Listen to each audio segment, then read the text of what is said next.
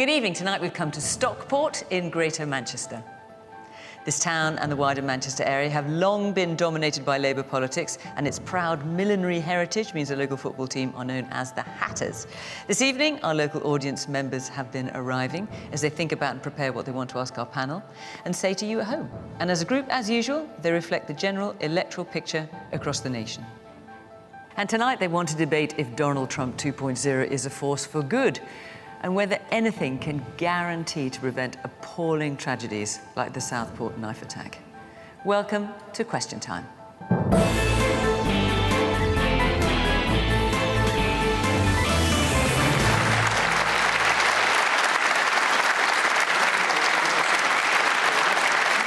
the panel from the government is Lucy Powell.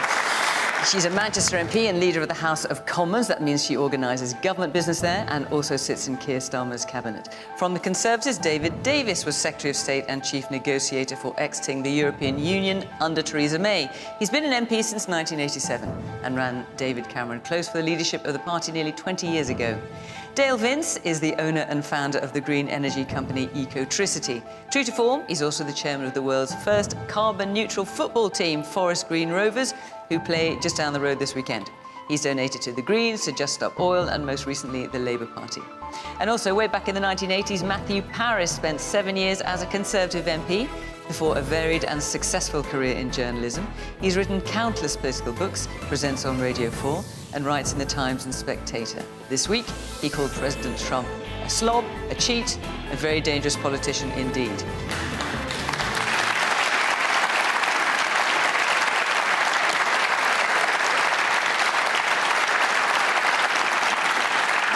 Good evening. Welcome to our panellists, welcome to our audience here in Stockport. Very nice to see you. And of course, welcome to you at home. You can join in the conversation on social media, or, you can just sit back and watch. Up to you. Let's take our first question, which is from Nick Hursthouse. What steps should we take to prevent tragedies like the Stockport attack from happening again?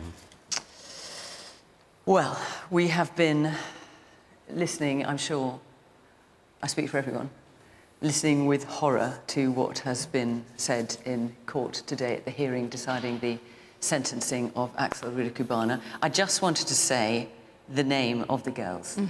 So I thought that was important. So that's Elsie Stancombe, who was 7, Alice da Silva Aguiar, who was 9, and B.B. King, who was just 6.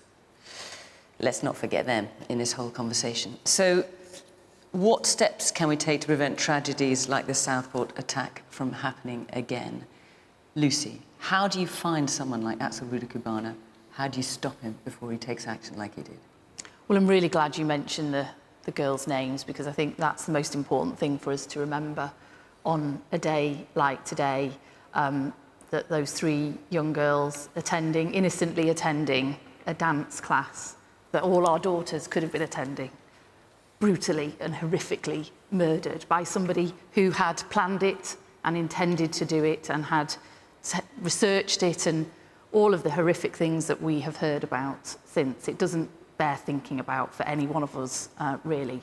And our hearts go to the families of those affected. And I don't think words, on a day like today, I just don't think words can really describe how horrific that is. And we all absolutely share the pain and the anger wanting answers. And absolutely, the families need answers. So here we had Rueda-Cubana. Let's just summarise here, because there's a number of times where he came to people's attention.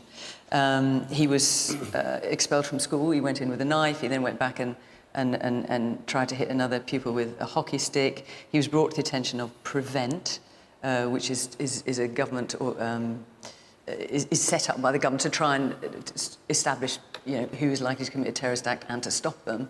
The police went to his house 5 times, I think. So, but nonetheless, he still did it. How can it be prevented from happening? What could have happened to stop it, if anything?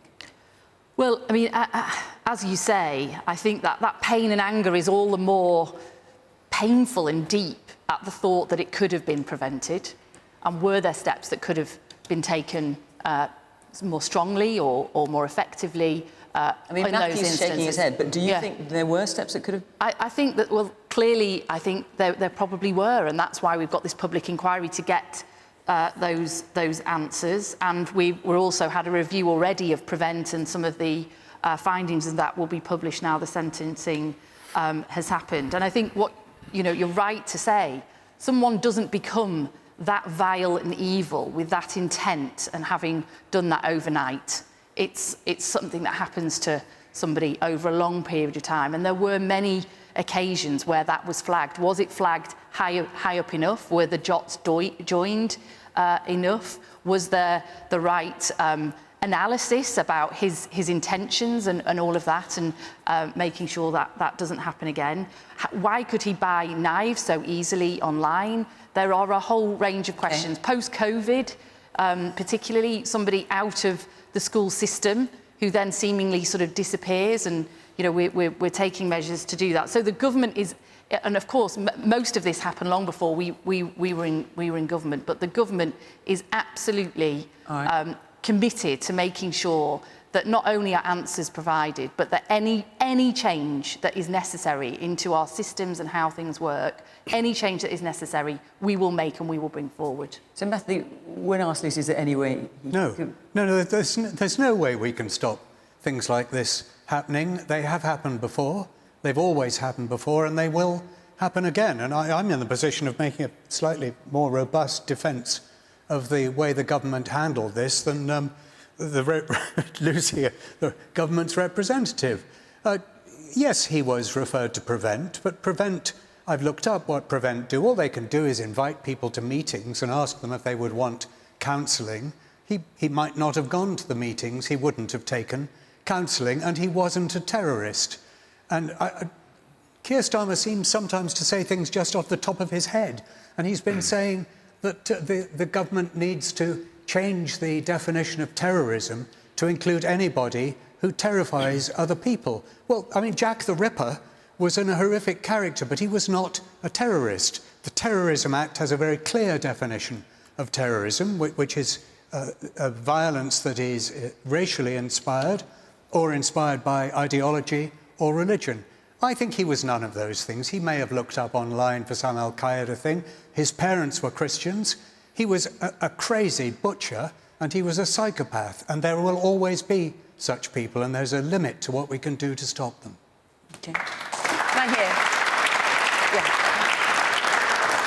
I think it's fantastic that we're having another inquiry, but we just seem to have so many inquiries. I just want to know when we're going to start seeing more action than reaction in politics. And what action, in terms of specifically Axel Cubana and the question that's being asked, what could be done to prevent something like that? Is there anything that you can see from what you've heard?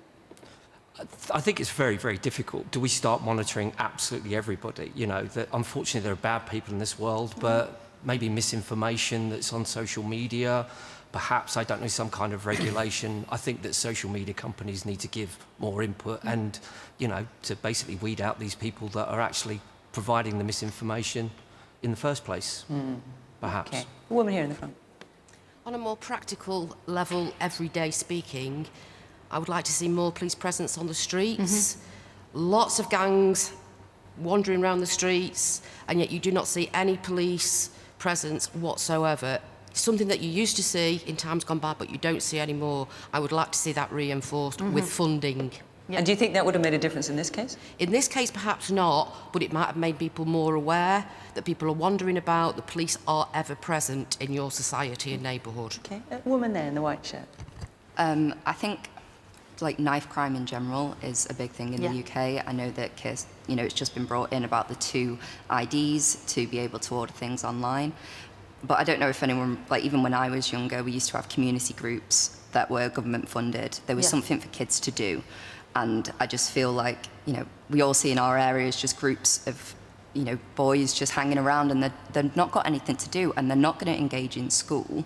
So, I don't know, more preventative things from an earlier age and getting them involved in the community is going to be far more effective than just, finding out later down the line that, they're a danger and then doing something about it.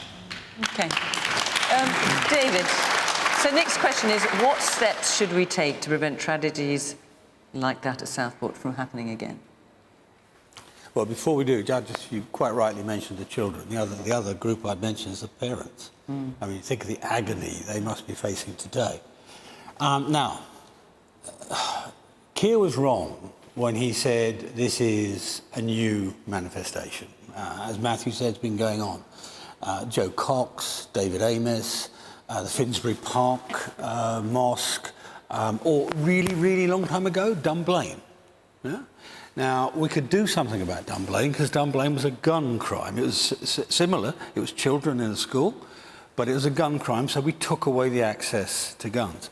We've tried to take away the access to knives, but at the end of the day, we can do something on that, but we can't do everything. How do you deny a psychopath a knife? He can make his own, frankly, if he needs to. So this is much more difficult, and it's much more difficult than conventional terrorism. How do we catch conventional terrorists? Essentially, we do it by finding out when they talk to each other. You know, it's intercepting that. A single killer doesn't talk to anybody. So really the only thing I think that one could do is to try to make prevent more effective. Now, in this particular case, there were 3 possibilities along the way, and we see this time and again. But the reason, just to be clear what you're saying, because the reason, as I understand it, that he didn't meet the prevent criteria is that he didn't subscribe to any particular ideology. In fact, the judge said today, and the judge obviously having listened to all the evidence and seen it all, more evidence than we have seen, he said he must accept no evidence that Rudy Cubana had any terrorist cause. So how would prevent in that case be useful? He was somebody, I mean, look, he had an Al-Qaeda manual at home. He had made rice in at home.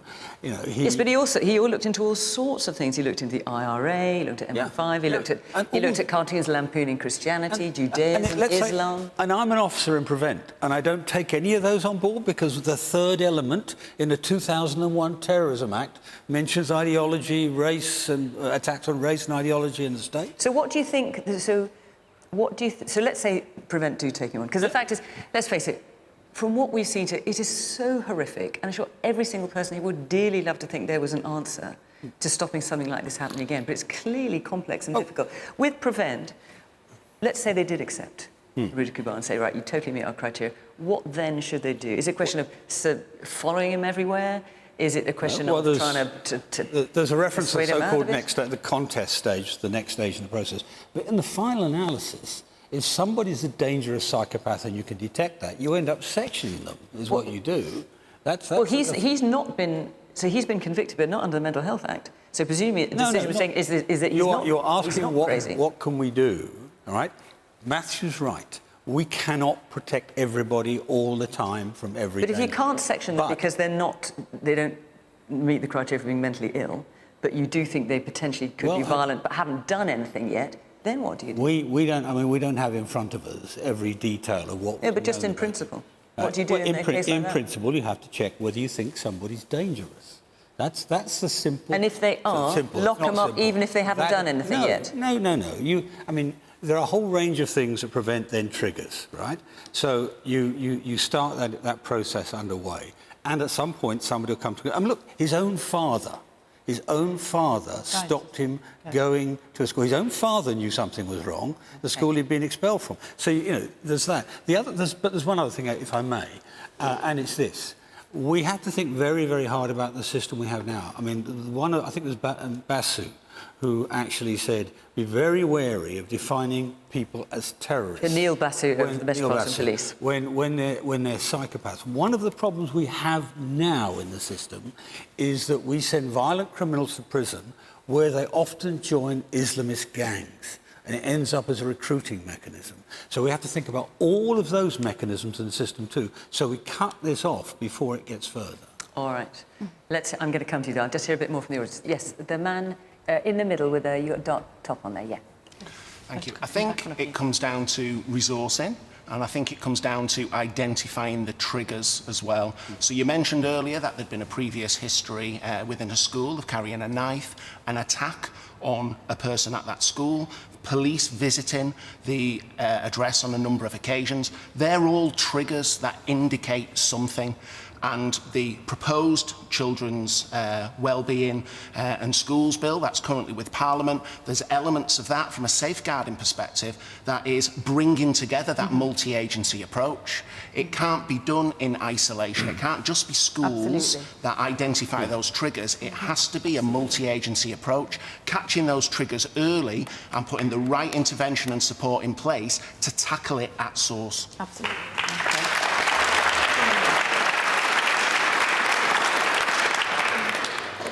You mentioned his father and the fact that he had recently, only the week before, tried to stop him.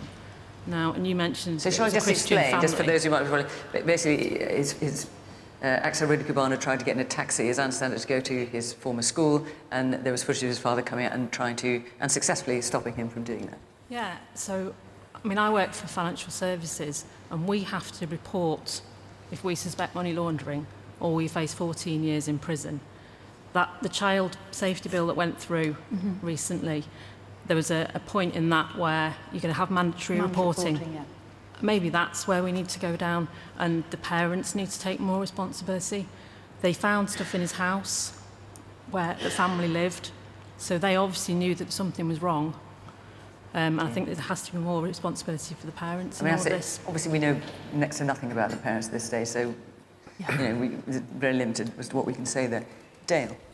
Yeah, I think the discussion so far has kind of overlooked what I think to a large degree is the root cause, or a big contributing factor, which is social media.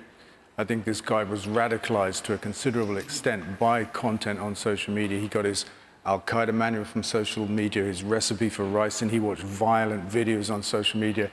And Keir Starmer talked this week about the rise of violent content on social media. And I think one of the biggest things we can do to prevent this happening in the future is to control social media properly, and we don't do that at the moment. I think the platforms run by Musk and Zuckerberg, for example, are promoting extreme content, extreme views. Musk is trying to interfere in our democracy now through his platform X. And of course, the guy got his murder weapon from Jeff Bezos. You look at these three tech giants of the world, and we haven't kept pace with social media. It's a supernatural force. It's outside of the boundaries of our nation, but it has a really big impact. And after the event, after the terrible event, Musk stoked the riots with content on social media. We shouldn't allow that. He, in effect, aided and abetted the crimes that took place, and that's where we should go. OK, let me take a couple more points, then I'll move on. Man there in the blue T-shirt, yeah. Yes, you. You got the microphone over your head. Hello. Just to follow up on what you were saying about social media, I think there's a lot of emphasis that has to be placed on parents, to be quite honest. We really don't know what the children are doing sometimes. They form their own groups, they form their own friends, and they should be the ones who should identify anything that's a little bit out of order, and they should be able to report it somehow. I don't think the government can be asked to do everything every single time. Yeah. You know, you can't just do that. Otherwise, we'd have laws and inquiries, and this is something that's happened, as Matthew says. It will happen, it'll happen again, but it's nice to think that it's not as often. And that's where I really think parents should look after the children a little bit more. OK. Young man in the glass, a bit further forward. Young man in the glasses with a white T-shirt, yeah. Hey, I agree completely with what Dale has said there, but with, you know, people like Elon Musk and Jeff Bezos controlling these social media platforms, and Mark Zuckerberg saying that they're going to get rid of fact checkers and filters on social media, how can we as a country, and how can our government kind of put our own barriers to social media?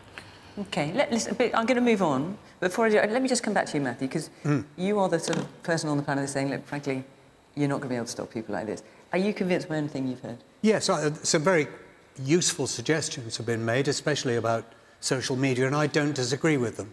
But I simply ask myself, in a population of 60 or 70 million people, how many thousands, perhaps tens of thousands of people are there, out there, who, were they to commit an act of awful butchery, we wouldn't be saying about them, well, the signs were there.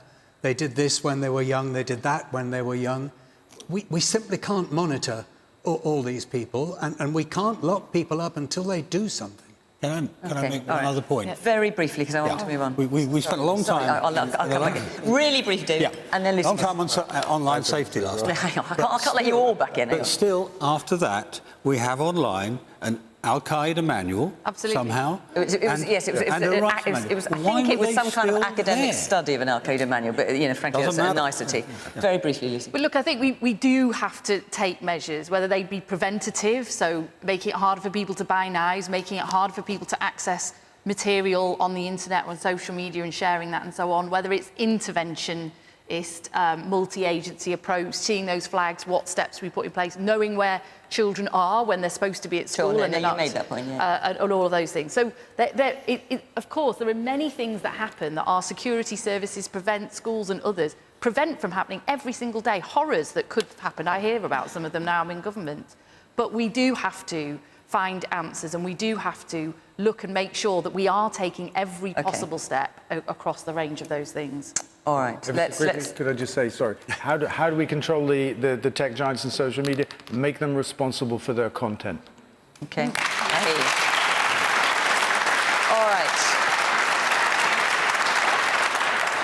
Unsurprisingly, lots of you obviously asked about the horrors of the Stockport attack. Lots of you asked about in this next question as well, which will become clear in a moment. Before I go to our question, let me just tell you that next week we are in Melton Mowbray in Leicestershire, and the week after that we head to Glasgow. So if you'd like to come and be part of the audience in either of those two places, you live in them or around them, go to the Question Time website, follow the instructions there, and hopefully I shall see you in the audience. OK, let's take our next question now from Mark Doherty. Yeah. Did God save Donald Trump to save the world? Lots of questions about this. So, yes, if you remember, Donald Trump said, God saved my life for a reason, to make America great again. And he said also that he thought he could make the world great again as well. David? I don't think God's taking advice from Donald Trump. No, God didn't save him, but the bad marksmanship saved him in terms of the rifleman. But Trump's an interesting character. I mean, if I were an American, I would have had to spoil my ballot paper last time around. I would be a Republican, but I wouldn't be a Trump Republican.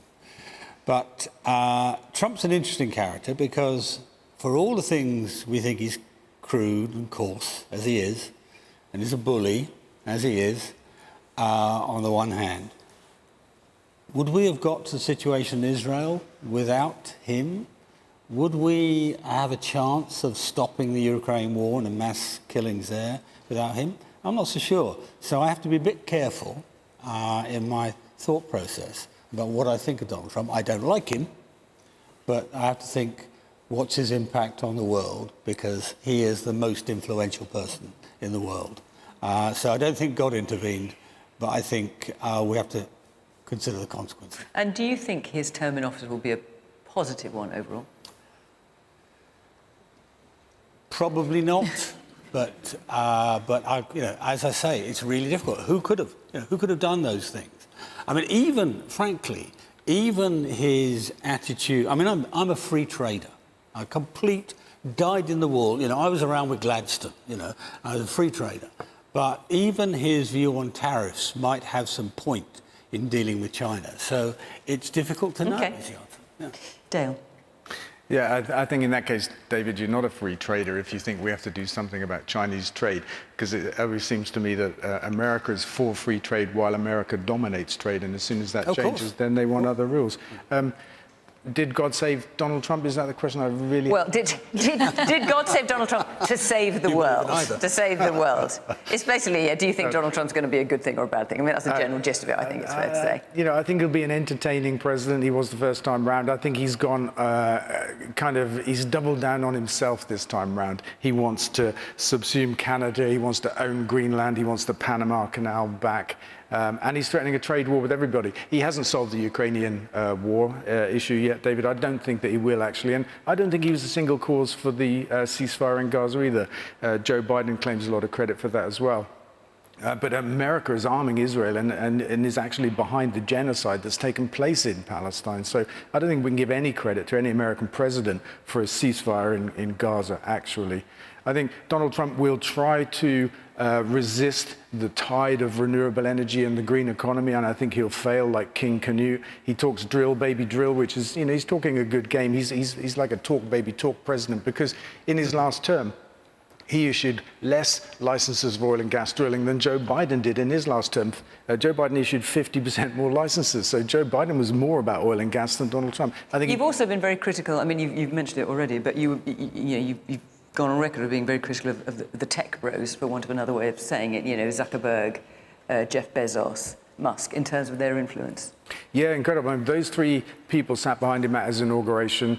They own more money than half of the entire population of America between them. Their wealth went up. In between the election and the inauguration, their wealth went up by $200 billion. So there's clearly a big business interest for them in supporting Donald Trump. Zuckerberg has taken moderation off Facebook. Somebody said that from the audience. I mean, what you said, you know, the wealthiest, I mean, talking about them, I'm assuming, the wealthiest are bankrolling politics and media, gobbling up democracy as they go. You're concerned, clearly, by their influence on Trump.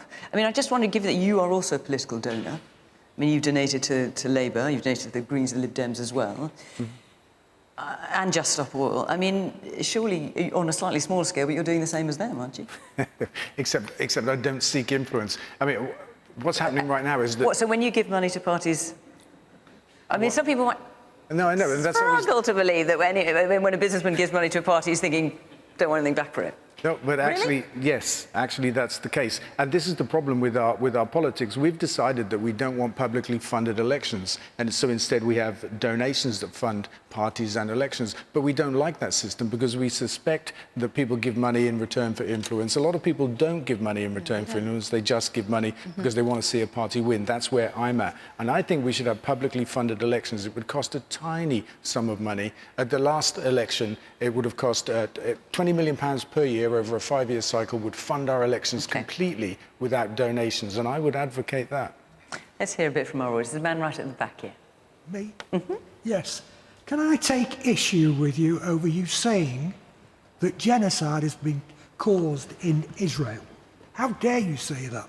In Palestine, Palestine. You're saying, How dare you say that? Genocide happened to 6 million Jews in the Second World War. Where is the equivalence? Did you mention the atrocity that happened on the 7th of October when Hamas and the Palestinians invaded Israel and killed innocent women, children? They bayoneted children. Do you understand that? How dare you say that? You're ill-informed, my friend. Okay.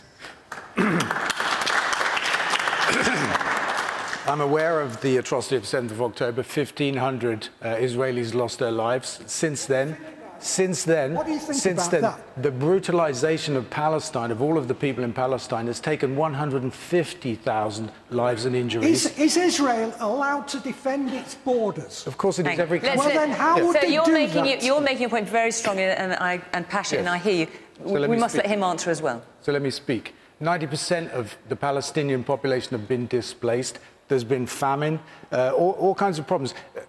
Before the war, Palestinians were a captive population with no control, no access to the outside world through ports and airports and stuff like that. But we're talking, they are captive in their own country. No. We're talking 150,000 casualties versus 1,500. Neither is right. Can I just repeat? Hang on, Troy, just let him answer.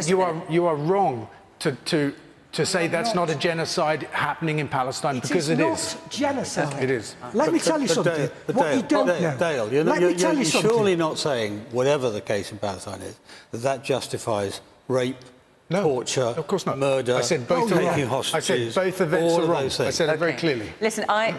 Can I just say no, one hang more on, thing? no. And the only reason I'm going to stop is not because you haven't got reason, but the question was actually about something else. We have talked about Israel and what's happening in Palestine a lot on this programme, and it is something that obviously deserves talking about, and I understand why you feel so strongly about it, but it's kind of slightly hijacking the question that so many people want to talk about. So if you'll forgive me, I will move on, just get back to the original question, which was about Donald Trump. Matthew, the question from Mark, did God save Donald Trump to save the world? Yeah, and let's look at that question. Did God save Donald Trump to make America great again? The obscenity of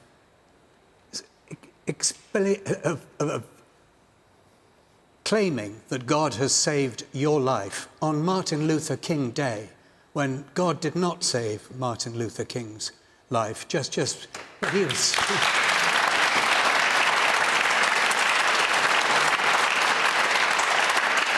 And I have, as you say, I've called him a slob and a bigot and a lawbreaker, and I've said that he appeals to the dark side and the chaotic side of human nature. And I understand there was somebody in the audience who wanted to ask me whether I didn't think that world leaders should be given at least 3 months before we start attacking them. Well, we'd have had Liz Truss for 3 months instead of less than 2 months if that had happened.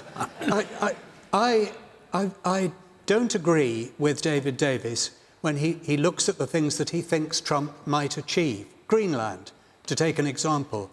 There's a deal to be made between the United States and Denmark about Greenland, a deal that I'm sure the Danes would want to cooperate in. But to claim that he's just going to take over Greenland actually makes that deal harder to achieve. The Green Revolution, for instance. Now some people seem to think that climate change isn't happening. I think Donald Trump thinks that climate change isn't happening. His approach just makes things more difficult. So, as a man who tends to divide people, who tends to set people at each other's throats, and who tends to insult people, and who tends to overstate, I don't think he will achieve even his own goals, some of which are quite good goals. There's quite a bit of Trumpism that's right, but Trump is not the man to achieve most of Trumpism's goals. And do you think the government, we've got Lucy here, the government is being very cautious about what it's saying about Donald Trump and being careful not to be critical? Of course. As it obviously has been in the past, when not in power. Do you think that's the right approach? Yes, the government... I'm a columnist. I can be as rude as I like about anybody. There are no consequences for me. If you're the Prime Minister of this country, if you're the Foreign Secretary, you have to bite your lip quite a bit. And we're going to need the best relationship that's achievable, and this may not be possible with the United States. So I wouldn't suggest that Keir Starmer call the man a slob, but I can call the man a slob, and I will. OK. One at the back, from the glasses. So I think I just want to, Matthew, encourage you back into a leadership position. I read your column. Did anyone say those things? I read your column on Monday and was so disgusted with that paragraph that I put it down. Because having been in the States in the summer and driven across Illinois, Ohio and Michigan, my God, the support for Trump was there in all the poor towns and villages. Okay. And sorry, but then I went back yesterday to read your article, and by the end I was like banging a drum and thinking, this is what our country's short of.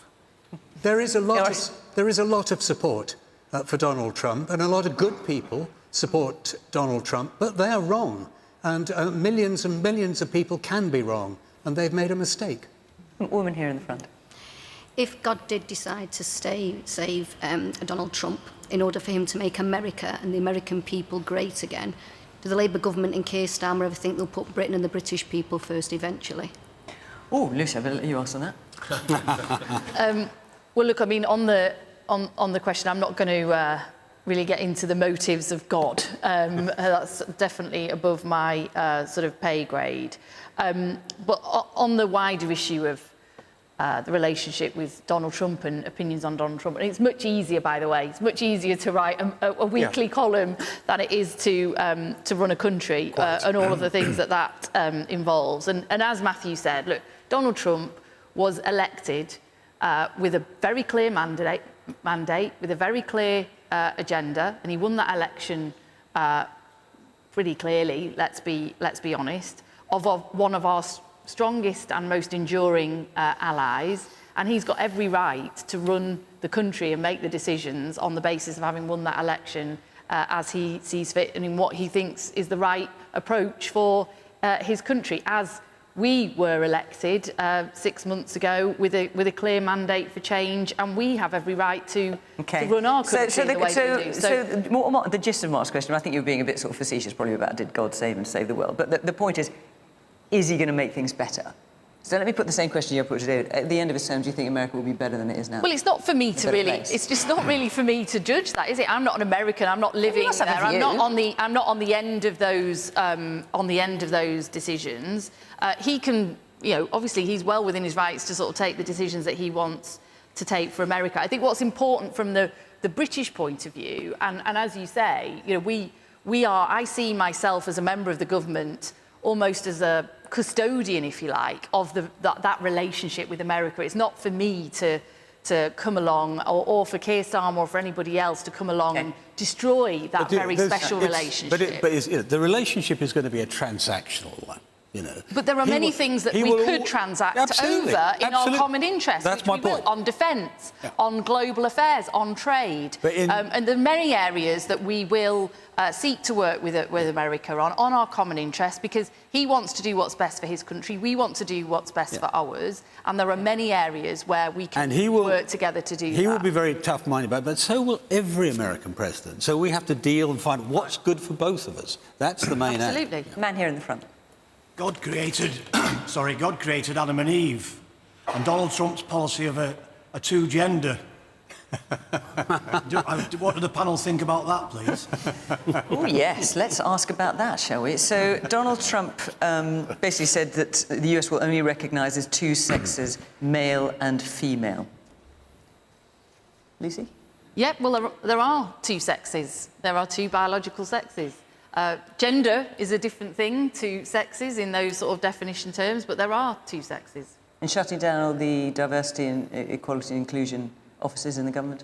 Well, that's not an approach we take in this country, because we have many inequalities in our country, and that's something that this government is seeking to address. Women are paid less than men. If you want to define what a woman is, it's someone who does the same job and gets less money for it, does all the caring at home and gets no thanks for it. If you want to have a conversation about what a woman is, there are many deep-seated inequalities. If you are from a black or ethnic minority background in this country, you face many prejudices and many problems. So we do have to strive out those inequalities. There are regional inequalities in this country as well. One of the big reasons that we don't have the growth that we want. All right, so, we're asking about Trump's policies. But OK, let's move on, take another question from Andrew Lamb. Whereabouts are you sitting? There you go.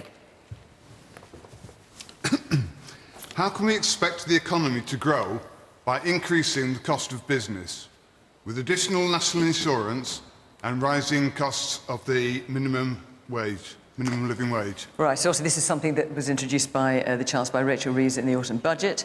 Dale, let me come to you as the person who's running a business on this panel. OK. What do you think? Oh, well, I think it made sense, actually, the budget overall. Rachel Reeves raised £40 billion, and 90% of people in our country were not worse off. And I think that was almost a conjuring trick. It was real, but it had the feel of something that was a bit surreal. I think business can afford more national insurance. So when you've got some of the supermarket bosses like Sainsbury's and Tesco and Boots and M&S actually saying that these increases would lead to higher prices, what you think they actually can afford to absorb them, they're just not doing it? Yeah, because look, if you look at the rate of tax that businesses pay, it's they pay the lowest tax of anybody in our economy. Corporation tax is about 24%, but it's paid on profit. So we all pay income tax, and at the top rate, that's 45%, but that's on income. Businesses get to take all of their expenses out, including national insurance, before they pay tax on their profit. And that's a very special place for business to be. And when they talked about job losses as well, do you think they were wrong about that? Well, most sections of our economy will complain, will whinge when there's an added tax or an added cost. You look at the farmers with inheritance tax. That was a loophole.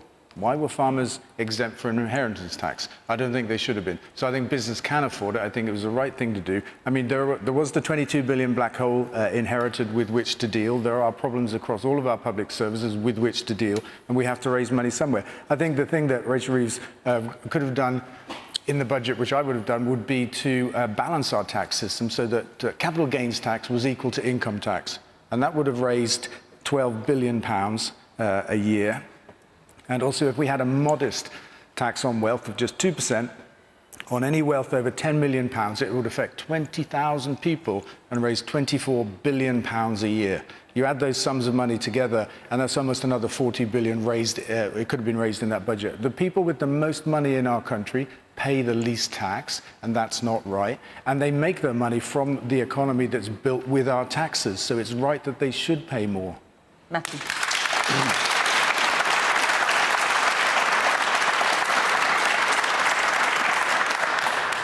Well, I'm old enough to have seen through these cycles many times over. We've just got another soft socialist government. They're not bad people. They probably mean well. They don't really like the profit motive, but they realise that they can't do without it if they want growth. They prefer the public sector, and they prefer things being done in the public sector than through private enterprise. And they're really reduced to almost to paralysis, to standing around on the margins of things, fiddling a bit with this and fiddling a bit with that. Rachel Reeves has made a few mistakes. I thought the way she handled the winter fuel payment thing was brutal. She could simply have taxed people on the winter fuel payment. That would have been fairer. And obviously the national insurance employers' increase is going to cause less employment. Nobody really can seriously dispute that. But again, she's not a bad person, and they inherited a pretty bad economic situation from the last government, from the Conservative government. So I just feel a little bit dismal about the whole thing. We're not going to grow as she hopes.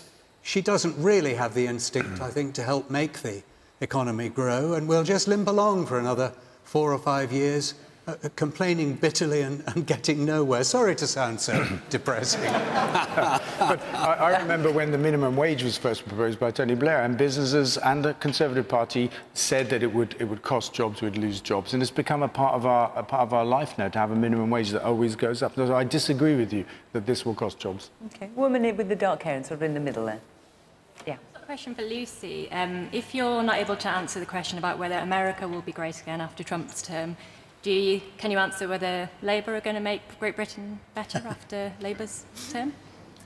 Well, it would be surprising if she said no, given that she's representing the government. I hesitate to say, but let me just get a couple more points and then I'll come to you, Lucy. The woman in the red, you've got a red top just behind you. I feel that whatever has been done by the government regarding people like Sainsbury's, they pay this, that and the other, they are multi-people. They've got loads and loads of money. Those little tiny small businesses who want to expand and want to employ those couple of extra people are not going to be considered. They're going to lose out. Woman here in the pink shirt. I work for a limited company, but it's a social interest, community interest company, delivering NHS and public and local authority, so public sector contracts, public sector prices, and won't be exempt from any rises in national insurance or minimum pay wage. So although the public sector bodies may well get some support, companies such as myself who are delivering those services, subcontracted, won't. Is there a... How many people do you employ? 4,000.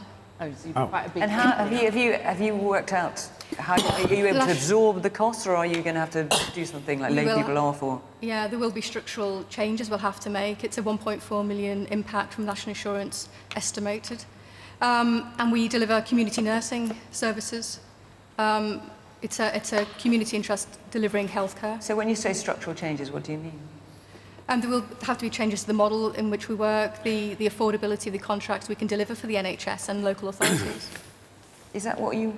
Do you think that's what Rachel Reeves had in mind? Well, look, there's two. I'll come to your specific case, and then I'll take some of the broader points. The reason I was asking how many people you employ, because the national insurance changes that we've brought in, 75% of that income is raised from the largest 2% of businesses. 50%, half of businesses, will pay no extra national insurance, or in fact many will pay less. And but you've got a specific, you've got a specific example here. Well, then on of someone who's in a company yeah. which is providing things you could argue for the public good and is going to be affected. So is the message to her, well, someone was always going to be affected, tough luck, or is that not what you intend? Yeah, and obviously on the NHS sort of contract point, part of the a huge part of the money raised has gone into record levels of investment into the National Health Service, which will of course feed its way through to all the services that the NHS provides, whether that's nursing, whether that's social care, whether that's GPs but in terms and of her others. company specifically. Yeah, so that's what I've just said about her company specifically in terms of her contracts from the NHS. But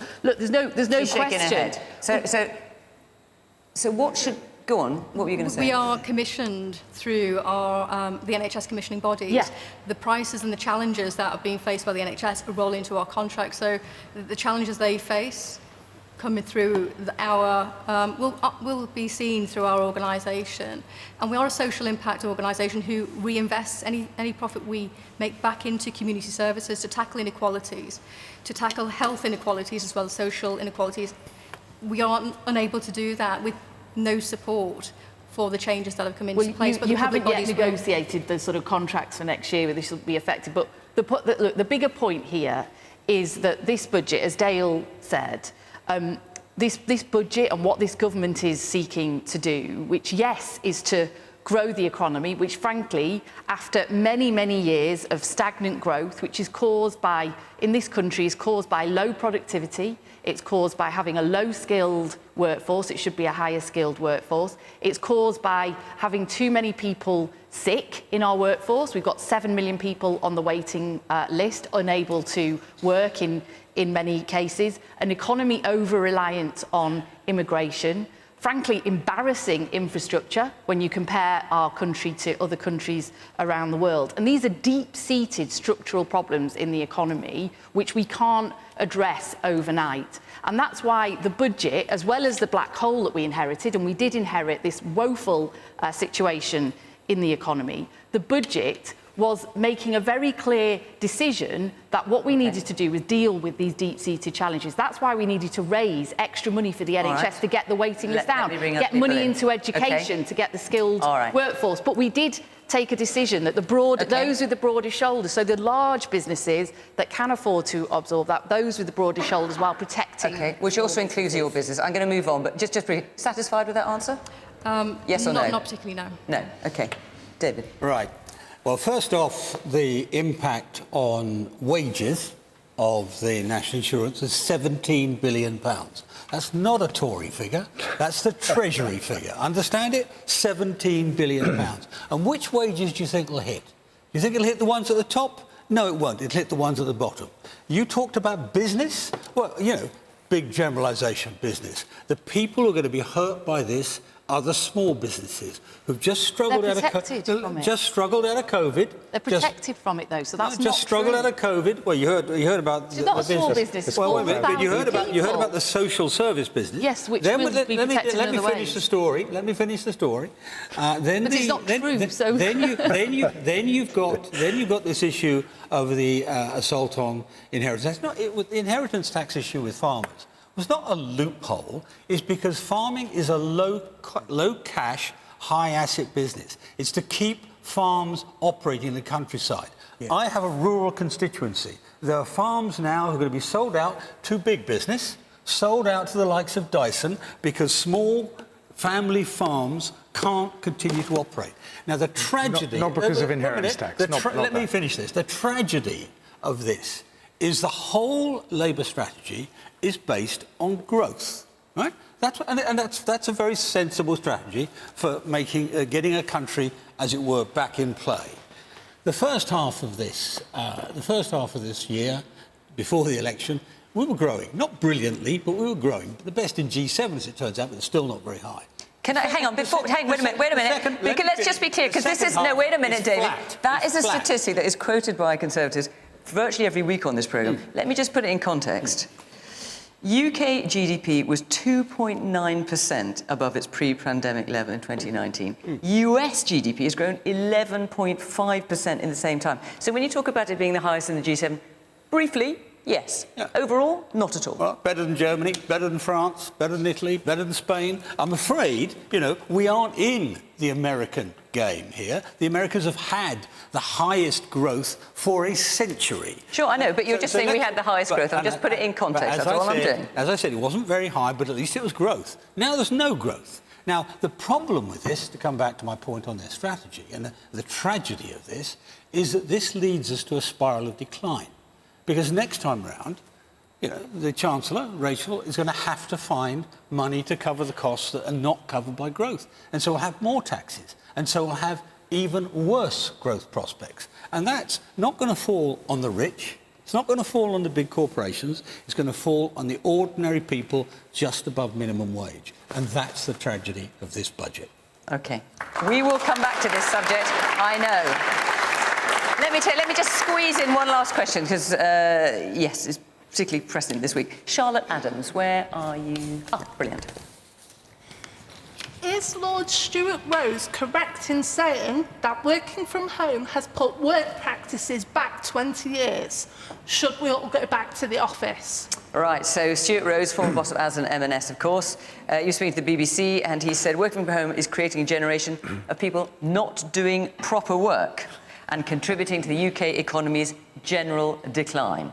So, Matthew, I was going to ask you, I suppose you probably don't spend much time in the office. I imagine you can write your columns from home. But in principle, yeah, I've worked from home for the last 30 years or so. And for a columnist, that's fine, because I don't need to talk to anybody. I can pick up the phone if I need to. I can do my research online, and I can make my own timetable during the day, have a coffee when I want to, take an afternoon off when I want to. I just have a deadline, and I meet that deadline. That's easy for me.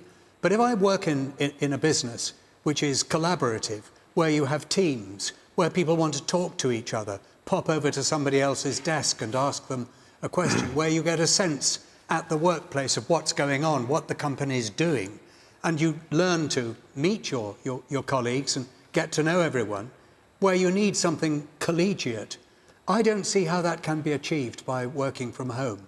So I think there are circumstances when it works, but there are an awful lot where it doesn't. And also lots of jobs clearly where people cannot work from home, let's not forget. Dylan.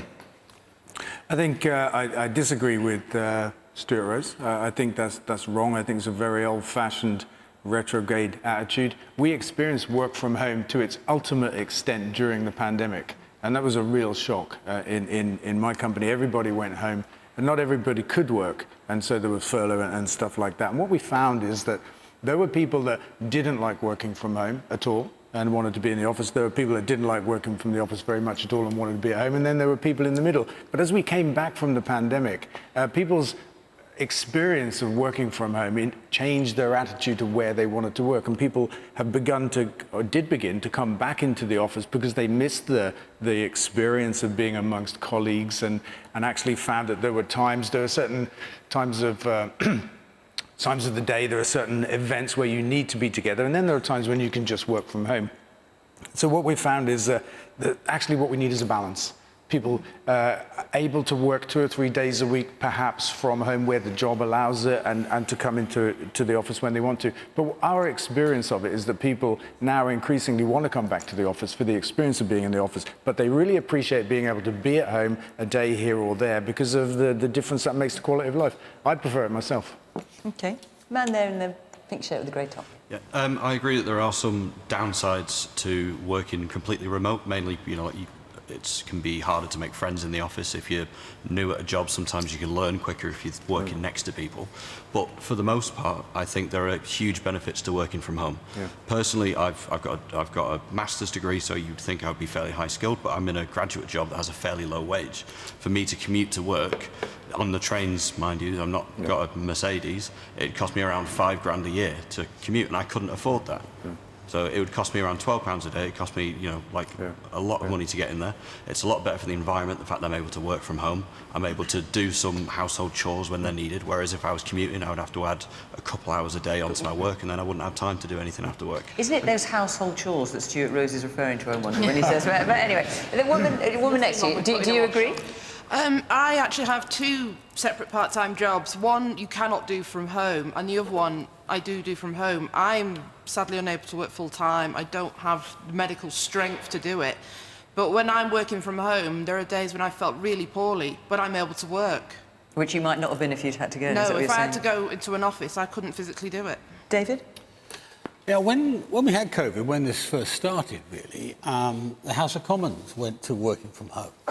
I hated this, being old-fashioned. I turned up... And I thoroughly enjoyed it. I'm sure you will. I'll come to you in a minute. I turned up every day, or every sitting day. Spreading COVID? No. Listen to the end of the story. I turned up, and it was like attending a parish council in a palace. You know, there were 12 of us, so we're nowhere near each other, around the chamber. There was a limit on who could sit in the chamber. The House of Commons failed completely to do its job. Many of the failures during COVID were because the government wasn't held to account by the House of Commons being there. Now, that's a rather special case. But before I was in the House, I was in business, right? And I started off at the bottom, as we all do. Now, some people, of course, can't work from home. The shop workers, the factory workers, and so on. But even in an office worker, you know, there are lots of things that are not dealt with in a meeting on Zoom. You know, you're talking to your colleague over the, you know, by the coffee machine or the water cooler. Things you learn from the person in the next desk. People you can ask questions to without making a big deal of it.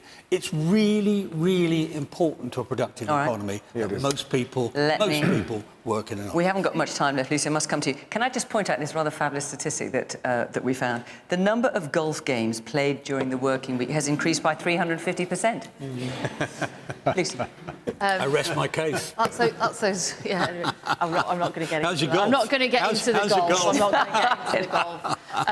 I think you'd find probably women are busy putting a wash on, but anyway, doing something else. I mean, I think there's no ideology. I don't have an ideological sort of political kind of point of view on this issue. I think Dale gave an excellent answer there in terms of the, you know, there are many advantages and there are some disadvantages. It can be horses for courses. But I mean, what do you think about, you've got a situation, for example, with one particular union, you've got staff at the land registry, for example, saying that they will strike indefinitely after being ordered to return to the office 3 days a week. Do you think that's reasonable? Well, I think it depends on the types of jobs you're doing. I mean, look, one of the advantages... Working in the office 3 days a week, does that sound onerous to you? Well, if you just let me say the point. I mean, one of the advantages, I think, of having more flexibility, and we know that flexibility in the workplace does increase productivity. It does mean that you can retain skilled workers. You're not having churn of workers so much, and you can train them up. But it also means that some jobs don't need to be done, let's be honest, in London and the South East all the time, or where we have high, expensive housing, where we have poor transport, as was already said about commuting in every day. And it has opened up, I've spoken to many businesses, that's opened up opportunities in their business to people who live in Stockport who wouldn't otherwise be able to get that job in the company, because they can now go to the office 1 day a week or for a few days during the month, and they can do many of those tasks at home. So we have great talent in this country that's not just in London and the South East, and this is one of the ways I think we can really spread those job opportunities around the country. OK. Let me just come back to you, Charlotte. I've only got about 20 seconds. You asked a question. What's your view? We've talked a lot about parental responsibility tonight and how important it is for parents to be aware of what their kids are doing. If I had to commit to a long, unreliable, costly commute, my son would see a lot less of me than he does, and so can't have it both ways, really. Yeah, I think it's a good thing. OK, Charlotte, thank you very much. All right, we must end it there. Thank you very much for all of your contributions. Thank you very much to the panel, of course. Fast. And to you, thank you very much for watching at home. Remember, we are in Melton Mowbray, and then we are in Glasgow the week after that. So if you want to be in the audience for either of those programmes, follow the Question Time website, and hopefully we'll see you there. From Stockport, bye-bye.